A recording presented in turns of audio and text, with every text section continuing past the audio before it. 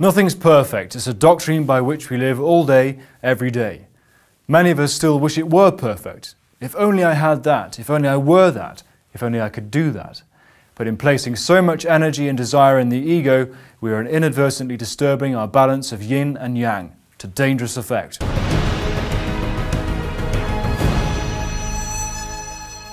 I'm Guy Kiddie, and it's time to get philosophical. Take a few deep breaths, cross your legs and hum if necessary, and prepare for a quick tour through China's three teachings. Like so much of ancient history, it's difficult to talk about the precise origins of China's three main faiths, and even more difficult to talk with clarity about their subsequent practice. What we can say, however, is that Confucianism, Taoism and Buddhism became a triumvirate in Bronze Age China and have been the backbone of Chinese culture and society since records began. The term three teachings has different interpretations, but in general describes an amalgam of the premises and spiritual practices of China's three core faiths. Over time, different dynasties favoured different faiths.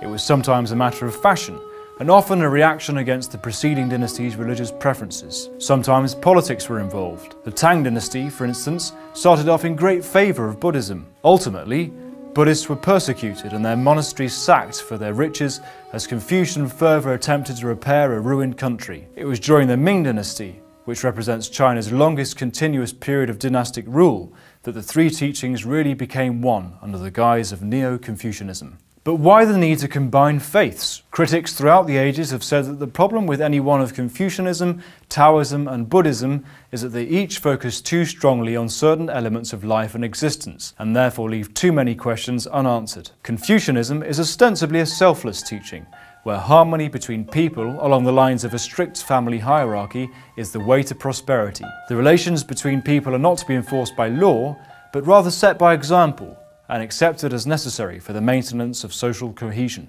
This view of society is very much representative of Bronze Age China, which is when Confucius is thought to have lived and taught. But the rigidity of this approach to life did not work in reality. Whatever Confucius might have said, people resented ceding power and influence to so-called superiors who, in turn, started introducing laws and cracking down on dissenters. The clearest evidence of this is the Warring States period that marked the end of the Zhao dynasty. Vassal states rebelled against an increasingly weakened Zhao dynasty that had, they thought, spent too long throwing its weight around. In stark contrast to this instruction on social hierarchy came Taoism. Lao Tzu, believed to be a contemporary of Confucius, is credited with founding and first codifying Taoism in a book called Tao Te Ching. The faith is based around the concept of the Tao, the way, and not just any old way, but your own way. Unlike Confucianism, Taoism emphasizes the individual. It is in fact like a very early version of the Romanticism that swept the Western world in the 19th century. That too was a movement that advocated a reassertion of the self, but it also placed huge importance on the simplicity of the natural world. Taoism focuses in on this simplicity,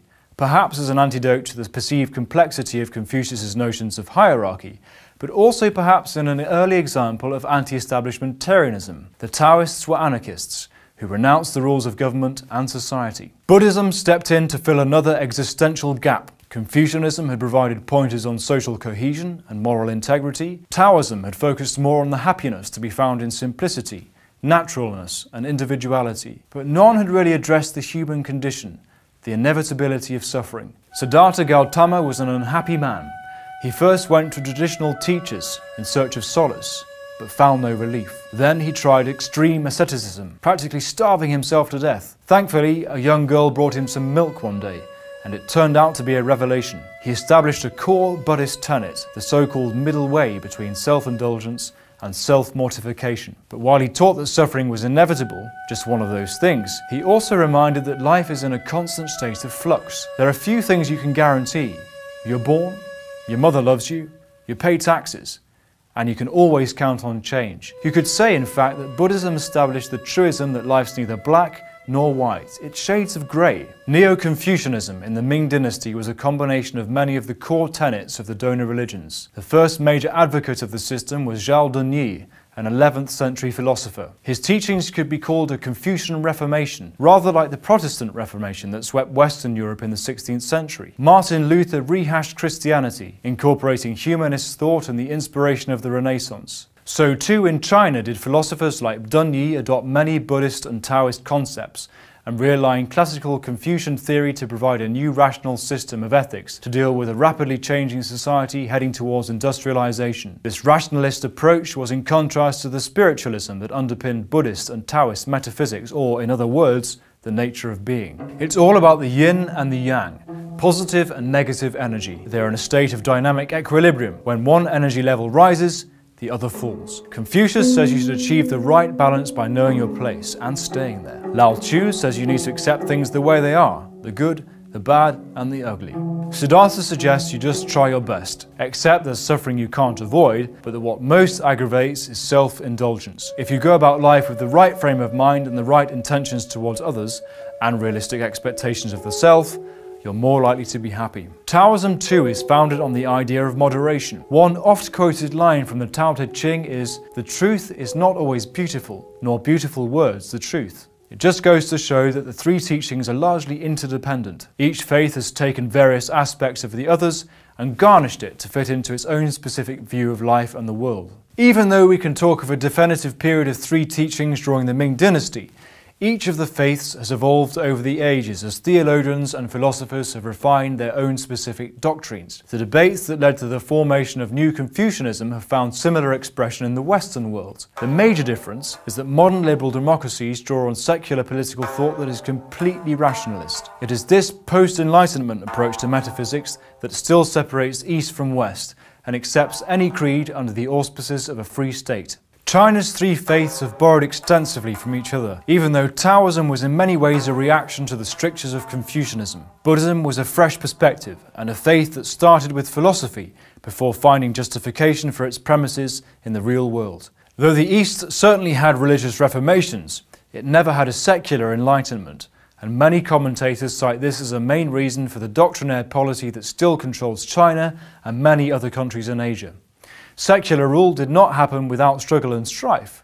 Radically different ideas take a long time to catch on, then they reach a tipping point. Think of Charles Darwin, for example. His theory of evolution, which we covered as part of our series on the Industrial Revolution, is still hotly debated even today. You can check out this video by clicking here. What do you think? Can countries accommodate many different religions without a secular philosophical revolution? Should religion and state be separate? And to what extent do you have control over your yin and yang? Let us know your answers to these questions, and do leave any other comments on the subject in the section below. Don't forget to subscribe to the channel to ensure you receive all our videos on China and the other historical topics that take our fancy. My name's Guy, thanks for popping by. See you next time.